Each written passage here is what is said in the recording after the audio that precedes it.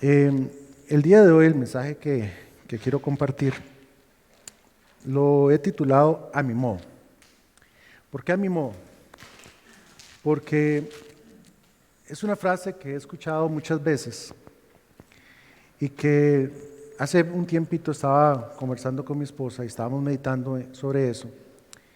Y la verdad es que muchas veces cometemos ese error de hacer las cosas a mi modo. Muchas veces he escuchado donde la gente dice, sí, yo creo en Dios, pero a mi modo. O yo ayudo, pero a mi modo. O yo busco de Dios a mi modo. Y la pregunta es, ¿a mi modo es la forma correcta? O sea, ¿realmente es lo que Dios quiere de mí? Y hay un versículo en Proverbios 14, 12, que nos advierte de esto. Dice que hay caminos que al hombre le parecen derecho, pero su fin es camino de muerte. Y es que tal vez nosotros creemos que estamos haciendo bien, creemos que esa es la forma correcta, pero ¿lo es realmente? Entonces, meditando sobre eso, el primer punto sobre el cual quiero hacer reflexión el día de hoy es sobre si a mi modo es la forma correcta. Y para eso quiero mostrarles unos ejemplos que encontré en la Biblia acerca de personas que han hecho las cosas a su modo. Vamos a empezar por 1 Samuel, capítulo 15, versículos 1 al 23. Yo lo voy a estar leyendo, mis hermanos, para ustedes en la versión Nueva Traducción Viviente, porque quiero que el lenguaje sea bien claro, ¿ok? Pero si gustan seguirlo en la Reina Valera, el texto es lo mismo, nada más que la forma de hablarlo es diferente. Dice así, versículo 15. Cierto día Samuel le dijo a Saúl, fue el Señor quien me dijo que te ungiera como rey de su pueblo, Israel. Ahora escucha este mensaje del Señor. Esto es lo que el Señor de los ejércitos celestiales ha declarado. Ha decidido ajustar cuentas con la nación de Amalek por oponerse a Israel cuando salió de Egipto. Ve ahora y destruye por completo a toda la nación amalecita. Y ojo a esto, dice, hombres, mujeres, niños, recién nacidos, ganado, ovejas, cabras, camellos y burros. Voy a parar ahí un momento. Las palabras de Dios fueron muy fuertes. Dios le ordenó aniquilar completamente a un pueblo, total. O sea, nada debía haber quedado en pie. Esa fue la orden que Dios le mandó a Saúl. Muchas veces yo he escuchado personas que se han preguntado, y muchas veces también me he preguntado, ¿por qué Dios era tan fuerte en esos momentos? ¿Por qué era tan crudo, digamos, como para pedir la aniquilación completa de un pueblo? Y es interesante pensar que hoy en día nosotros combatimos contra otras cosas como el cáncer, por ejemplo. ¿Qué pasa cuando hay un cáncer en el cuerpo humano? El cáncer es una enfermedad de las mismas células del cuerpo humano que se rebelan, por así decirlo, en contra del cuerpo y comienzan a esparcirse, comienzan a copiarse y a duplicarse, ¿verdad? Y van tomando el cuerpo, y van destruyéndolo. ¿Cuál es la única forma de quitar un cáncer? Hay que quitarlo, completa y totalmente. Aniquilar a cada una de esas células cancerígenas. Si una sola célula queda, ¿qué pasa? Se vuelve a reproducir. Es una enfermedad letal. Y yo siento que cuando Dios estaba hablando de esto, era precisamente por eso, porque Él sabía que si algo quedaba de ese pueblo, iba a ser un cáncer para el pueblo de Dios. Pero veamos qué fue lo que hizo Saúl. Dice que entonces Saúl, versículo 4, se movilizó a su ejército en Telaim. Eran 200,000 soldados de Israel y 10,000 hombres de Judá. Después Saúl y su ejército fueron a una ciudad de los amalecitas y se pusieron al acecho en el valle. Saúl envió esta advertencia a los ceneos: apártense de donde viven los amalecitas o morirán junto con ellos, pues ustedes fueron bondadosos con el pueblo de Israel cuando salió de Egipto. Así que los ceneos empacaron sus cosas y se fueron. Luego Saúl, cumpliendo lo que Dios le había ordenado, dice, mató a los amalecitas desde Javila hasta llegar a Chur, al oriente de Egipto. capturó a Agag, el rey amalecita, pero destruyó por completo a todos los demás. Saúl y los hombres le perdonaron la vida a Agag y se quedaron con lo mejor de las ovejas, las cabras, el ganado, de los becerros gordos y de los corderos. De hecho, con todo lo que les atrajo, solo destruyeron lo que no tenía valor o que era de mala calidad. Si notan, Saúl estaba cumpliendo la voluntad de Dios, estaba yendo a matar a los amalecitas, pero no lo hizo completamente. No cumplió con la orden a como fue dada. Lo hizo más o menos, lo hizo a su modo. ¿Correcto? ¿Y qué fue el resultado de eso? Bueno, sigamos leyendo. Dice, luego el Señor le dijo a Samuel, lamento haber hecho a Saúl rey, porque no ha sido leal y se ha negado a obedecer mi mandato. Al oírlo, Samuel se conmovió tanto que clamó al Señor durante toda la noche. Dios sabe todo y Dios sabe las intenciones del corazón. Cuando fue Dios el que puso a Saúl por rey. Y es interesante porque, ¿por qué puso a Saúl sabiendo que en algún momento Saúl iba a hacer algo como esto, que iba a desobedecer? Saúl venía del pueblo de Benjamín, dice que era la tribu más pequeña de Israel. Y es importante entender por qué Dios escogió a Saúl. Saúl tenía las características que el pueblo de Israel había pedido para un rey. Era alguien grande, alguien fuerte, alguien de buen aspecto. Era lo que Israel había solicitado. Y les dio lo que pidieron. Pero como vimos, era apariencia, pero su corazón no era con Dios. Más, sigamos leyendo para que vean. Dice versículo 12, temprano en la mañana siguiente Samuel fue a buscar a Saúl. Alguien le dijo, Saúl fue a la ciudad de Carmelo a levantar un monumento en su propio honor, después continuó a Gilgal. Vemos que Saúl lo que buscaba era su propia gloria, era su propio modo, ¿verdad? Dice, versículo 13, cuando por fin Samuel lo encontró, Saúl lo saludó con alegría. Que el Señor te bendiga, le dijo. Llevé a cabo el mandato del Señor. Yo hice lo que me dijeron.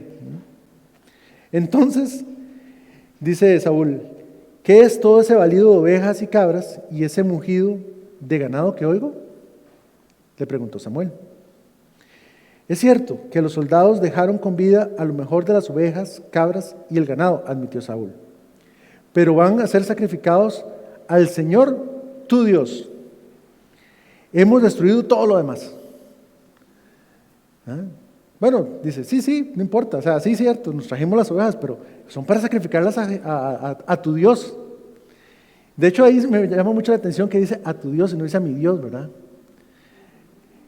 Y es interesante porque Saúl era el rey de Israel, era un israelita. Uno esperaría que él dijera a nuestro Dios, por lo menos, ¿verdad? Pero no, es a tu Dios. O sea, el corazón de Saúl desde el principio ya estaba lejos de Dios. Él no reconocía a Dios como su Señor. Por eso no hizo las cosas completas. Lo hizo porque sabía que le tenía que hacer, porque sabía que si no obedecía, algo malo le podía pasar, pero no porque de verdad le hubiera cedido su corazón a Dios. Por eso lo hizo a su modo. Sigamos leyendo. Entonces, versículo 16, entonces Samuel le dijo a Saúl, basta, escucha lo que el Señor me dijo anoche. ¿Qué te dijo?, preguntó Saúl. Y Samuel le dijo, aunque te tengas en poca estima, ¿acaso no eres líder de las tribus de Israel? El Señor te ungió como rey de Israel. Te envió en una misión y te dijo, ve y destruye por completo a los pecadores, a los amalecitas, hasta que todos estén muertos. ¿Por qué no obedeciste al Señor? ¿Por qué te apuraste a tomar del botín y hacer lo que es malo delante de los ojos del Señor? Pero si yo obedecí al Señor, insistió Saúl. Cumplí la misión que él me encargó. Traje al rey Agag, pero destruí a todos los demás. Sí. Hice esto, pero no importa porque hice todo esto otro. Entonces mis tropas llevaron lo mejor de las cabras, del ganado y el botín para sacrificarlos al Señor, tu Dios, en Gilgal. Una cosa, digamos, que tal vez a veces se nos pasa por alto, es que los judíos tenían 3 formas de hacer sacrificios, ofrendas, ¿no? Estaba el holocausto, donde agarraban el animal completo y lo quemaban completamente para honrar al Señor.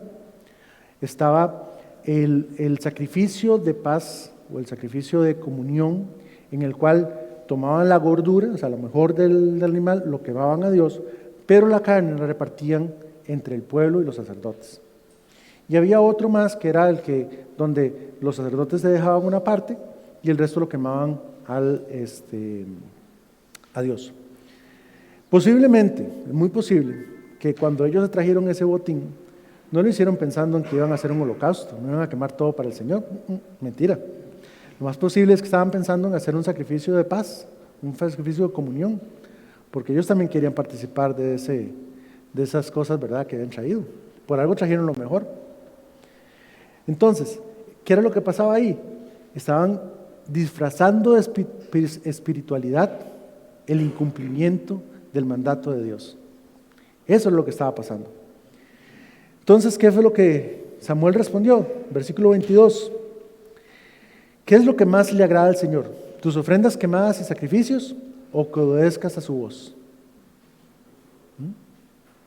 Escucha, la obediencia es mejor que el sacrificio, y la sumisión es mejor que ofrecer grasa de carneros. La rebelión es tan pecaminosa como la hechicería, y la terquedad tan mala como rendir culto a ídolos. Así que, por cuanto has rechazado el mandato del Señor, Él te ha rechazado como rey. Es interesante saber que Dios ya tenía todo planeado. ¿Por qué lo digo? Porque Saúl no era un descendiente de Judá. ¿Por qué de Judá? Porque en Génesis, capítulo 49, versículo 10, Dios le promete, o sea, a través de Jacob, Dios le promete a Judá que de él sería el cetro hasta la venida del Mesías. Entonces sabemos que Saúl no era destinado a ser el rey verdadero de Israel. Era simplemente puesto ahí como una transición para que el pueblo judío entendiera que Dios es el que tiene el control. Y que aunque ellos metieron cabeza y Dios les concedió un rey, que vieran que el rey que como ellos querían no era el rey que él quería para ellos. Por eso después, cuando llega David, que es el que inicia el verdadero reinado de Israel, David es de la tribu de Judá. Y por eso Jesús es descendiente de David. Sin embargo, vemos que lo importante aquí es que cuando uno hace las cosas a mi modo, muchas veces no son el modo de Dios. Quiero que veamos un poquito más, veamos otro ejemplo. Cuando nosotros hacemos las cosas a medias, cuando no cumplimos con todo lo que Dios quiere de nosotros, estamos cayendo en lo que Apocalipsis 13:16 dice. Versículo 13:16 de Apocalipsis dice: pero cuando eres tibio y no frío ni caliente, te vomitaré de mi boca. A Dios no le gusta cuando nosotros hacemos las cosas más o menos bien. Veamos un ejemplo diferente. Veamos Génesis 4:3-7, porque desde el principio de la humanidad ya venía con problemas. Voy a leerlo. Y es una historia que yo creo que todos conocen. Al llegar el tiempo de la cosecha, Caín presentó algunos de sus cultivos como ofrenda para el Señor. Abel también presentó una ofrenda, los mejores partes de algunos de los corderos que eran de primeras crías de su rebaño. El Señor aceptó a Abel y su ofrenda, pero no aceptó a Caín ni a su ofrenda. Esto hizo que Caín se enojara mucho y se veía decaído. ¿Por qué estás enojado?, preguntó el Señor a Caín. ¿Por qué te ves tan decaído? Serás aceptado si haces lo correcto, Pero si te niegas a hacer lo correcto, entonces ten cuidado. El pecado está a la puerta, al acecho y ansioso por controlarte, pero tú debes dominarlo y ser su amo. Dios es amor. Dios quiere que nosotros seamos inteligentes y obedezcamos su palabra porque Él sabe las consecuencias de cuando no lo hacemos. Caín podía haber recibido la gracia de Dios, podía haber recibido el favor de Dios igual que Abel. Solo tenía que haber hecho las cosas bien. Dios ya les había dicho cómo hacerlo. Dios ya les había instruido. Entonces, Caín llevó de su cosecha, pero ¿fue un sacrificio para él? Posiblemente no. Posiblemente fue de lo que tenía ahí, agarró y dice, esto se ve como bien, vamos a llevar esto. Muchas veces nosotros no solamente hacemos las cosas a medias, sino que muchas veces ni siquiera hacemos un sacrificio real por hacer las cosas bien. Cuando Abel llevó su ofrenda, dice que llevó lo mejor, llevó algo que era lo mejor que podía dar, la excelencia. Por eso aceptó el sacrificio de Abel y no el de Caín. Nosotros, cuando le damos las cosas a Dios, cuando buscamos a Dios, deberíamos estar ofreciéndole lo mejor de nosotros, no lo que nos sobra, no lo que nos queda, no lo que creemos que es suficiente, porque lo que nosotros creemos que es suficiente nunca es suficiente. Dios quiere lo mejor.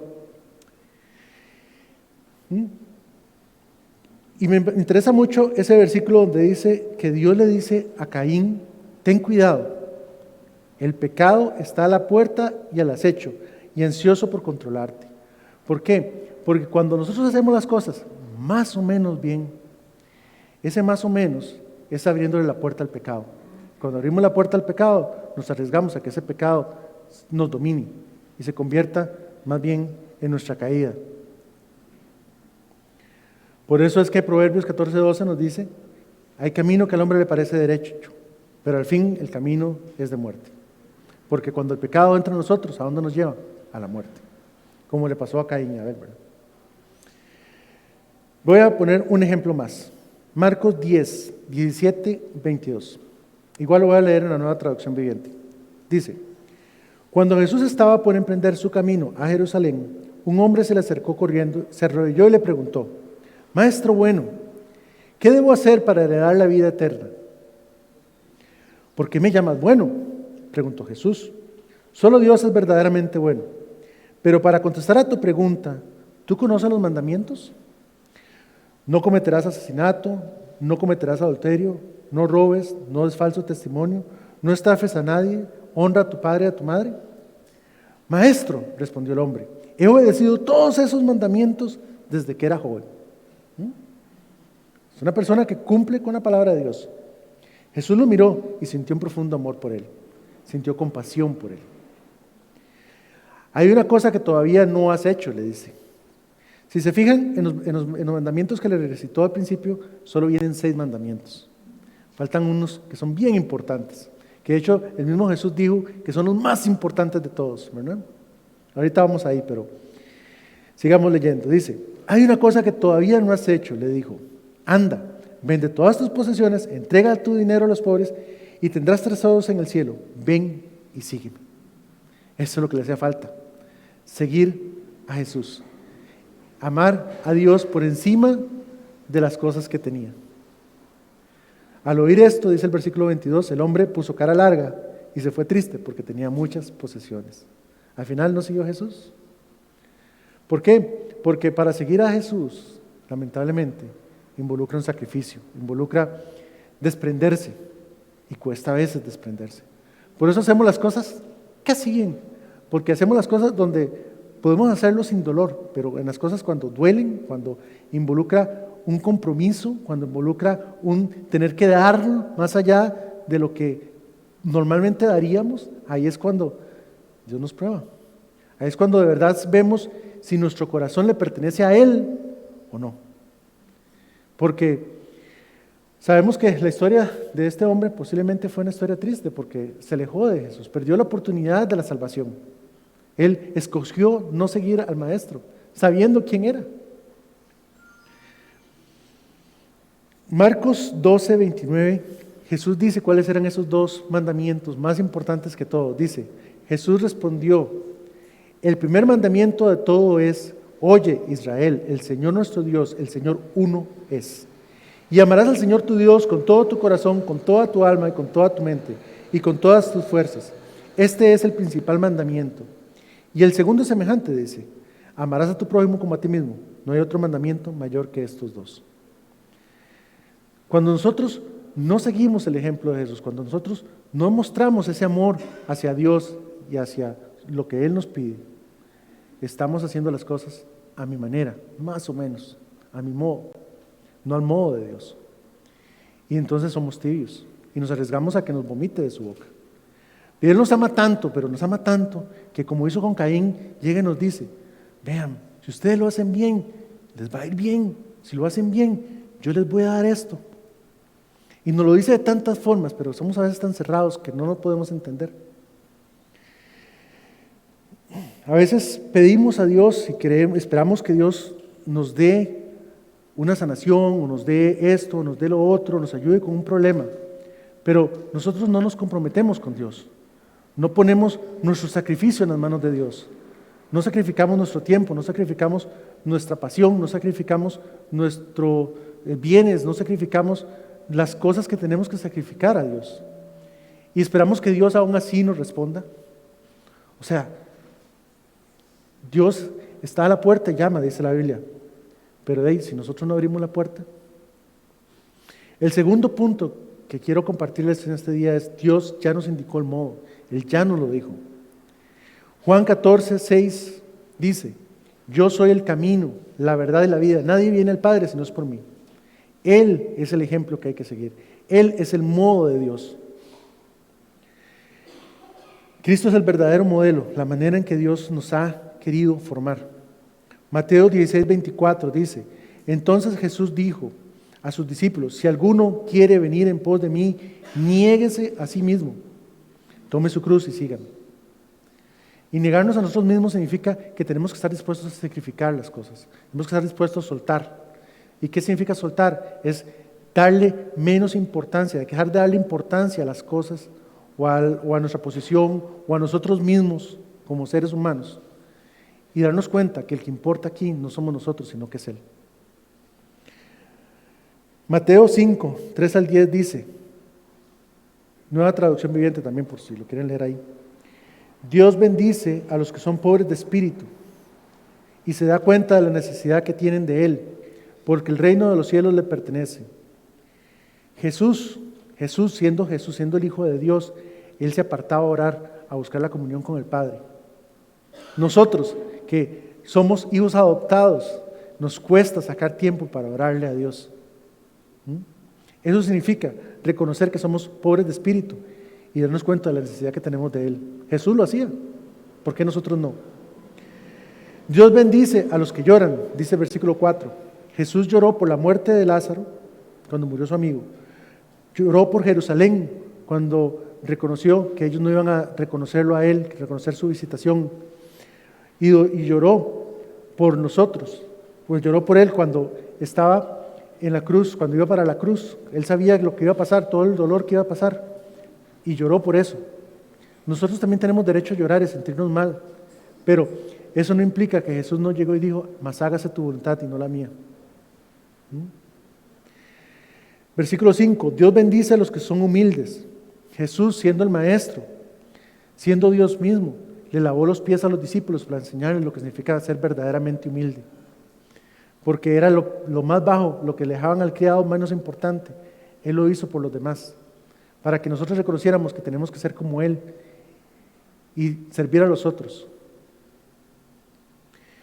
Versículo 6: Dios bendice a los que tienen hambre y sed de justicia. Jesús se enojó varias veces contra los fariseos, quienes no enseñaban la verdad del pueblo. Él tenía hambre y sed de justicia, Él quería que la gente fuera justa y nos lo demostró. Dios bendice a los compasivos, dice el versículo 7. Jesús sanó a todos porque tenía compasión de las necesidades de otros.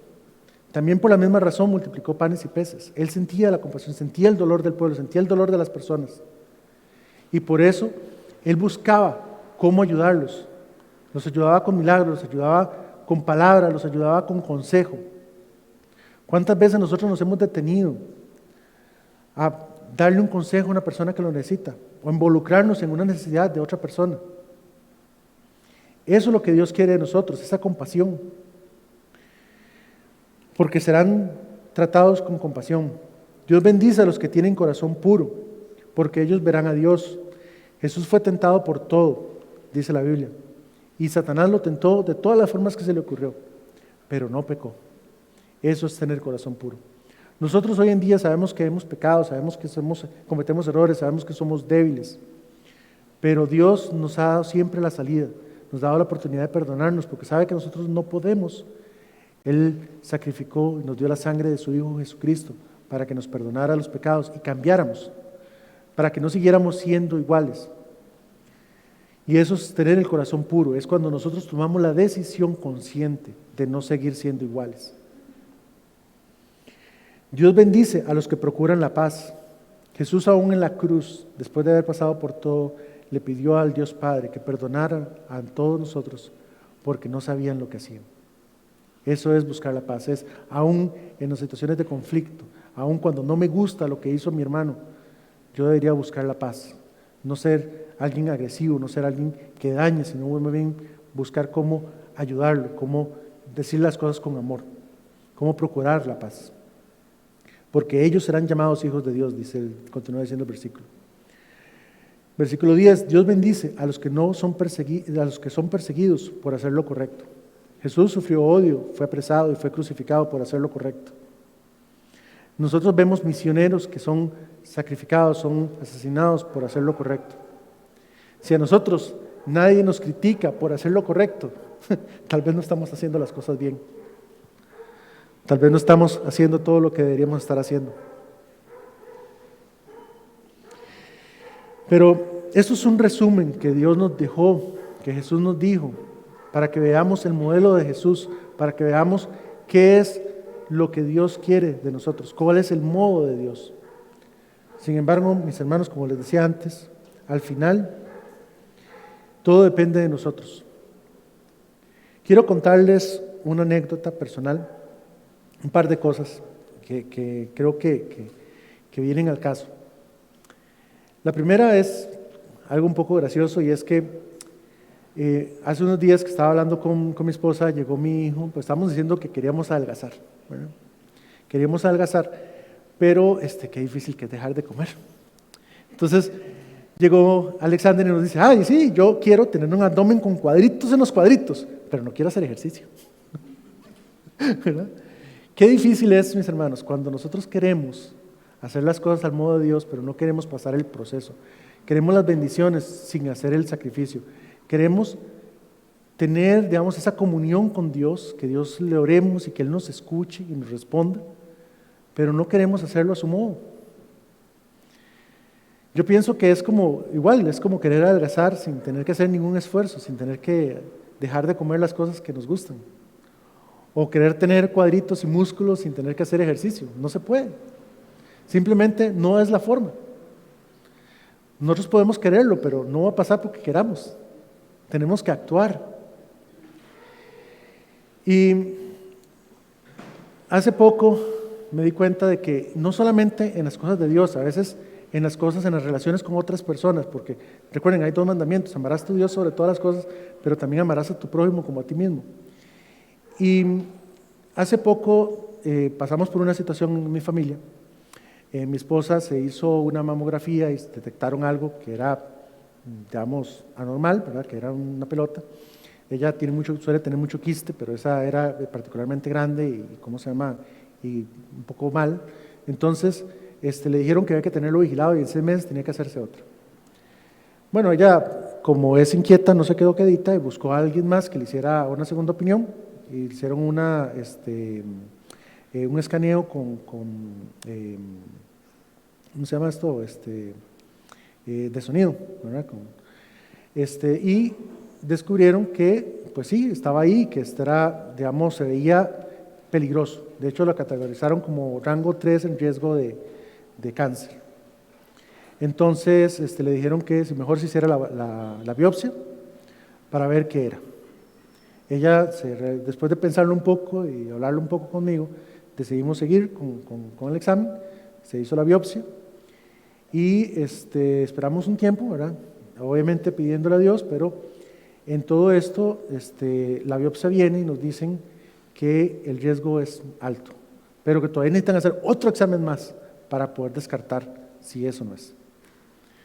Obviamente ese examen iba a tomar 5 días y en ese periodo pues es normal, mi esposa estaba preocupada, yo estaba preocupado, pero ella trataba de hablarme, trataba de decirme su preocupación, que la acompañara en ese sentimiento que ella tenía, pero yo le respondía como todo buen cristiano, a mi manera: confía en Dios, todo va a salir bien, confía en Dios, descartando su pensamiento. Ahí yo no estaba siendo compasivo, ahí yo no estaba siendo humilde, yo estaba siendo egoísta. ¿Por qué? Porque ella lo que necesitaba no era que yo le dijera lo que ya ella sabía, ella necesitaba que yo la escuchara, que yo me pusiera en su lugar y que entendiera su sentimiento. Ella ocupaba que yo la apoyara.